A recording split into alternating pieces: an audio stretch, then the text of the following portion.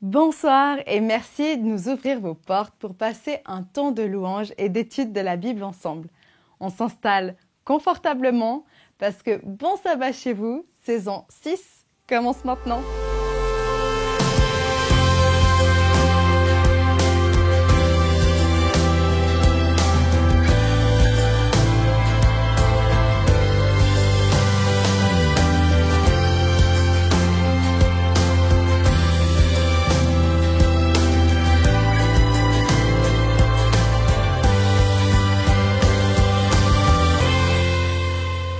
Je suis en train de lire un livre extraordinaire, comme son nom l'indique, Réponse extraordinaire à la prière, de l'auteur Roger Morneau.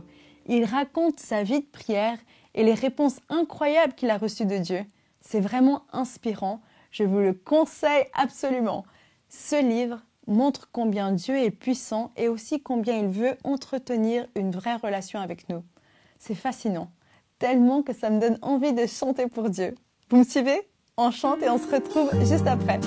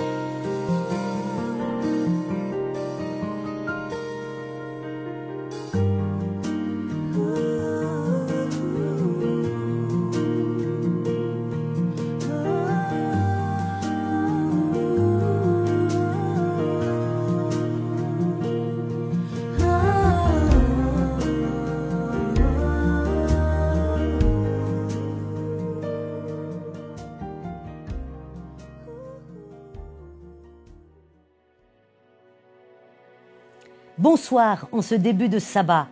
Je vous propose ce soir, dans le cadre du thème Jésus dans l'Ancien Testament, une lecture rapide du psaume 89. Pourquoi rapide? Parce que nous n'aurons malheureusement pas le temps de nous pencher sur tout le texte, mais seulement sur quelques versets. Alors, après notre rencontre, n'hésitez pas à revenir au texte et à lire en son entier ce magnifique psaume 89 qui pourrait avoir pour titre « Le pacte de Dieu avec son oint » ou « son Messie ». Commençons par situer ce psaume dans le corpus complet du psautier, qui est divisé en 5 parties. Le deuxième livre des psaumes se termine par une admirable description de la gloire du règne messianique, avec le psaume 72. Le troisième livre se termine avec le psaume 89, celui qui nous intéresse ce soir. Et il se termine par un développement grandiose de la promesse faite à David et à sa postérité. Promesse que l'on trouve d'ailleurs aussi en 2 Samuel au chapitre 7. Donc ce psaume 89 sera celui de notre étude ce soir. Comment pourrait-on découper ce psaume 89 ? Une première strophe énonce en peu de mots la grande promesse concernant David et sa race et renferme ainsi le thème qui est développé dans le reste du psaume, c'est-à-dire au verset 2 à 5. La seconde célèbre les perfections de Dieu et la grandeur infinie de celui qui a fait alliance avec David. Ce sont les versets 6 à 19. Et dans la troisième séquence, l'auteur développe le riche contenu de la promesse elle-même. Ce sont les versets 20 à 38. Avec la quatrième partie, il relève avec force le contraste entre les déclarations divines et la situation présente d'Israël et de son roi, et il adresse à l'Éternel une ardente prière d'intercession en faveur de son oint, et ce sont les versets 39 à 52. Ce beau psaume a de nombreux rapports avec l'oracle si remarquable qui fut adressé à David par le prophète Nathan, touchant la perpétuité de sa maison que l'on trouve en 2 Samuel, chapitre 7, les versets 5 à 16. Ce psaume 89 en forme en quelque sorte le commentaire, et il est assez probable qu'il fut composé à son occasion. Cette prophétie laissait pressentir qu'il pouvait venir pour cette maison royale des jours totalement mauvais, que l'on pourrait croire que la promesse entière serait anéantie. C'est ce qui va arriver d'ailleurs lorsque la division du royaume se passe et lorsqu'il y a l'invasion assyrienne et aussi lors de la captivité de Babylone, pour ne citer que ces quelques exemples. Cependant, ce n'est pas à David et à ses successeurs que nous devons nous arrêter. Leur royaume n'était que l'ombre d'un empire bien autrement considérable, celui de notre Seigneur Jésus-Christ. Plusieurs passages de ce psaume ne peuvent pas s'appliquer à David seulement, ou à sa maison, et c'est ce que nous allons voir tout à l'heure. Et ce n'est pas le seul psaume qui est prophétique et messianique. Il y a aussi le psaume numéro 2, le 45, le 72 et le 110. Aussi, les rabbins eux-mêmes y voient le Messie. Certains d'entre eux disent que ce psaume 89 traite du règne perpétuel de David dans le Messie. Et encore d'autres rabbins y voient l'état actuel d'Israël, mais surtout l'attente du Messie. Et chose intéressante encore, par rapport à ce psaume 89, c'est qu'il est lu le jour de Noël dans l'église anglicane. C'est donc avec cette compréhension que ce psaume nous offre un fil conducteur précieux pour nous diriger à travers les labyrinthes de l'histoire du peuple d'Israël depuis David, ainsi que ceux de l'histoire de l'Église chrétienne. Il est également propre à nous instruire et à nous consoler dans nos épreuves particulières, comme dans celles que nous partageons avec le peuple de Dieu, car il est un de ceux dans lesquels la fidélité du Seigneur et l'immutabilité de ses promesses brillent du plus vif éclat. Enfin, lorsqu'apparaîtra cet antéchrist qui doit menacer la couronne de notre divin roi et outrager ses serviteurs, combien seront précieuses ces paroles de foi du roi prophète. Calvin disait d'ailleurs que ce psaume est pour l'Église affligée, car Dieu n'a pas traité alliance avec David seulement, mais il avait en vue le corps de l'Église entière pour tous les temps. Alors, pour conclure ce temps de réflexion, nous allons lire quelques extraits de la promesse de Dieu à David, son Messie, son oint, annoncée par le prophète Nathan, en 2 Samuel chapitre 7, les versets 11b et 12. Commençons par la deuxième partie du verset 11. « Et l'Éternel t'annonce qu'il te créera une maison. » Quelle belle annonce de Dieu! Il va lui créer une maison. Verset 12. « Quand tes jours seront accomplis et que tu seras couché avec tes pères, j'élèverai ta postérité après toi, celui qui sera sorti de tes entrailles, et j'affermirai son règne. » Puis nous allons sauter au verset 15 jusqu'à 17. « Mais ma grâce ne se retirera point de lui.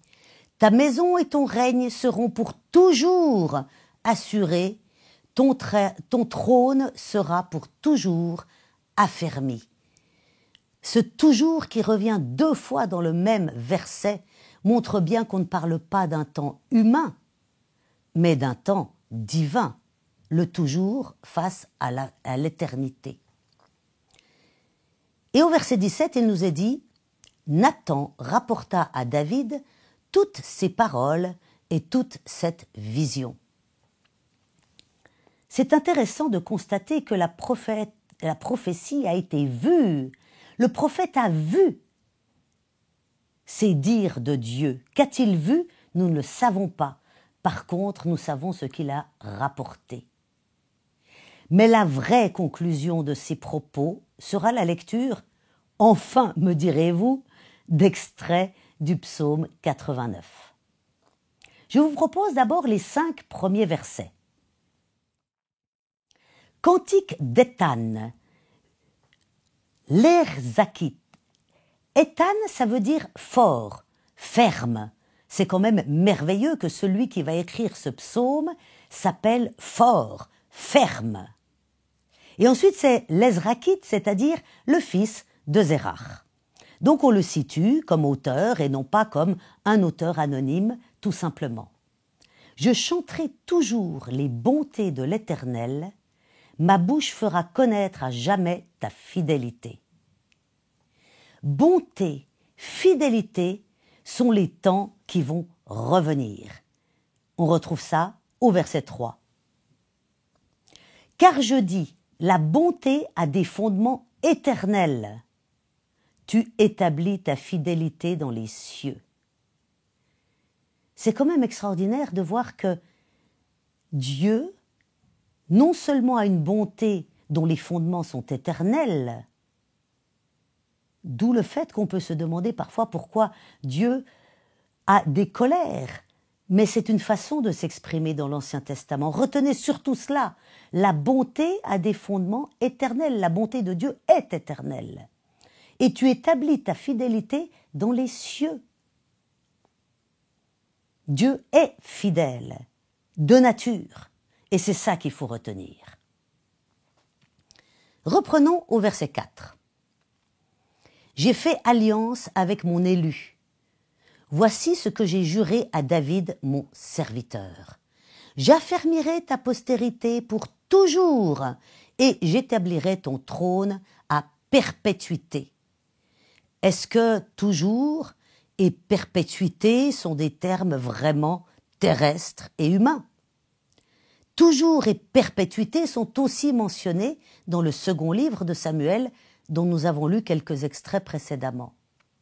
Et on le voit bien, le règne du roi David a pris fin assez rapidement au cours de l'histoire d'Israël. Sur terre, les choses sont rarement toujours et à perpétuité. Donc ce toujours et à perpétuité ne peuvent que concerner un autre règne que celui de David. Ne serait-ce pas celui de loin du Messie par excellence que préfigurait pâlement David? Et ce oint et ce Messie par excellence n'est autre que Jésus-Christ. Sautons quelques versets et allons jusqu'au verset 27. Il est parlé du salut qui, lui, est seul possible naturellement en Christ. « Nul ne va au Père que par moi », nous disait-il lorsqu'il était ici-bas. Lisons ce verset 27. « Lui, il m'invoquera. Tu es mon Père, mon Dieu, et le rocher de mon salut. Christ l'a dit lui-même lorsqu'il était là, et il l'a dit de lui-même qu'il était le salut. Et au verset 28, le prophète va parler à la place de Dieu, pour Dieu. Et moi, je ferai de lui le premier-né, le plus élevé des rois de la terre. Ah, n'est-ce pas un exemple de Christ, le premier-né? Le premier et le second Adam? Celui qui était avant Adam, notre Adam, et qui est le second Adam par excellence. Continuons notre lecture au verset 29. Je lui conserverai toujours ma bonté et mon alliance lui sera fidèle. Quel trait de caractère merveilleux pour notre Dieu. Conserver toujours sa bonté avec une alliance fidèle. Heureusement que Dieu est fidèle dans son alliance avec nous, parce que de notre côté, c'est pas tous les jours le cas. Verset 30. Je rendrai sa postérité éternelle et son trône comme les jours des cieux. Ah, de nouveau, postérité éternelle. Eh bien oui, pour David, ça ne l'aura pas fait. Sa postérité n'a pas été éternelle, loin de là. Par contre, par Christ, puisqu'il est son ancêtre au niveau généalogique, oui, sa postérité est éternelle. Mais par Christ uniquement. Et c'est Christ qui est éternel. Puis viennent quelques versets parlant de l'éloignement de la postérité de David. Mais le prophète enchaîne en mettant ces mots à nouveau dans la bouche de Dieu à partir du verset 34 et suivant. Lisons-les. Mais je ne lui retirerai point ma bonté et je ne trahirai pas ma fidélité. Voilà à nouveau une promesse merveilleuse que Dieu ne trahit pas sa fidélité. Verset 35. Je ne violerai point mon alliance et je ne changerai pas ce qui est sorti de mes lèvres. Dieu n'a qu'une parole. Et cette parole, nous l'avons là, sous forme de 66 livres, qui ne se contredisent point, au contraire. Chaque livre, chaque prophétie, chaque dire de la parole de Dieu et de la Bible explique, éclaire un autre passage de cette même parole biblique. N'est-ce pas merveilleux? Reprenons au verset 36. J'ai juré une fois par ma sainteté. Mentirais-je à David? Si on pense que David est une préfiguration du Christ, Dieu se mentirait-il à lui-même puisque Christ est Dieu, que Dieu est Christ? Là, je vous renvoie à la prière sacerdotale merveilleuse de Jean en chapitre 17, où Jésus dit « Afin qu'il soit un en moi comme tu es en moi un et que je suis un en toi ». Ils sont différents et pourtant ils sont un. Reprenons notre lecture. Verset 37. Sa postérité subsistera toujours, son trône sera devant moi comme le soleil. Comme la lune, il aura une éternelle durée. Nous le voyons bien qu'avec ce vocabulaire, il ne peut s'agir d'un royaume terrestre. Et la conclusion de ce verset 38, le témoin qui est dans le ciel est fidèle. Or, on sait que Christ est le témoin de Dieu ou Dieu est le témoin de Christ. C'est égal dans quel sens on tourne l'équation. Le témoin qui est dans le ciel est fidèle et ce témoin n'est autre que Christ. Bien évidemment, nous le savons. À présent, je vous encourage à lire ce merveilleux psaume 89 en son entier, ainsi que la promesse annoncée par Nathan à David en 2 Samuel chapitre 7. Je vous souhaite un bon sabbat chez vous.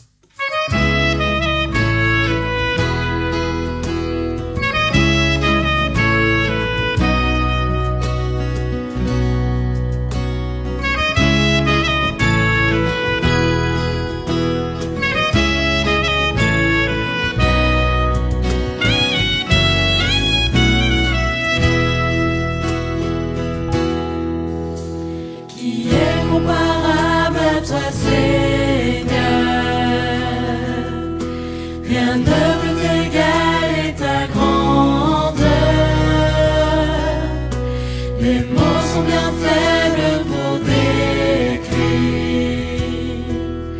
ce que ta parole peut accomplir.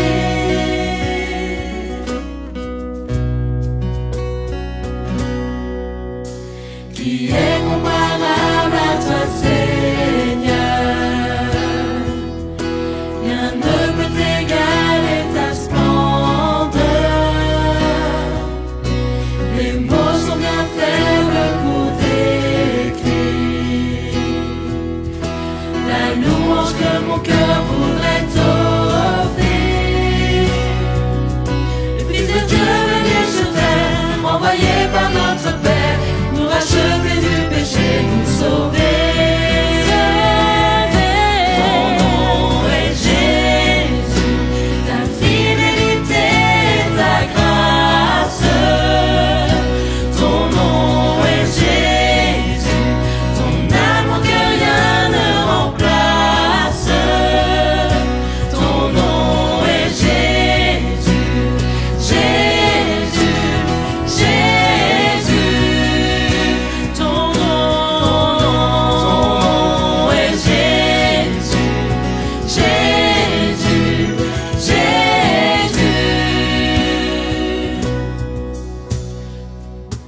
Nous chantons pour te louer, nous chantons pour t'adorer, nous voulons te remercier et te glorifier.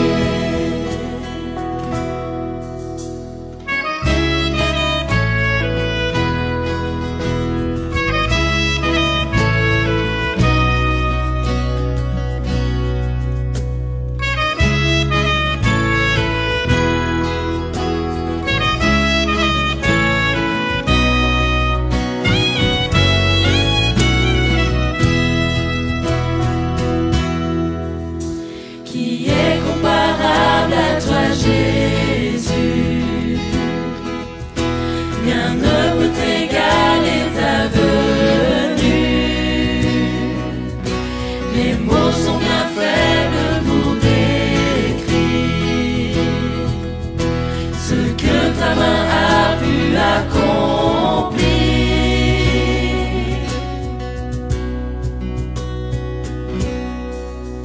Je ne cesserai d'élever ton nom, car tu es digne de mon adoration. Pour ce que tu réalises dans ma vie, je veux simplement te dire merci. Le Fils de Dieu venu sur terre, envoyé par notre Père, nous racheter du péché, nous sauver.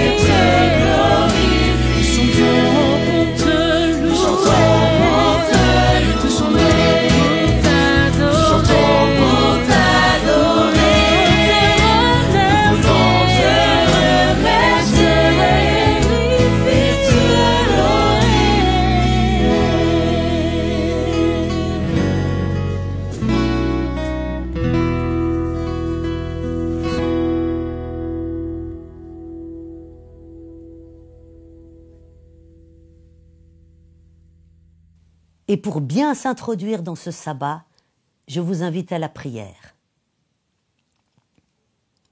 Seigneur éternel, toi notre bon Père qui ne trahit pas sa parole, toi qui es fidèle en bonté, toi qui ne te renies pas, au contraire qui ne cesse d'affirmer ton amour, ta bonté, ta clémence, pour toujours et pour l'éternité en notre faveur. Merci. Merci Seigneur pour ces textes des psaumes dans lesquels les auteurs, quels qu'ils soient, parfois crient à toi leur désarroi, mais terminent toujours par des paroles encourageantes.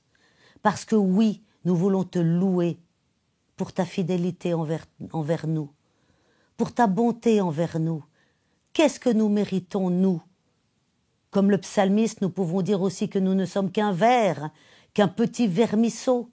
Et pourtant, ce petit vermisseau insignifiant dans l'univers, tu t'en préoccupes, tu le soignes, tu le suis, tu l'accompagnes, tu le soutiens.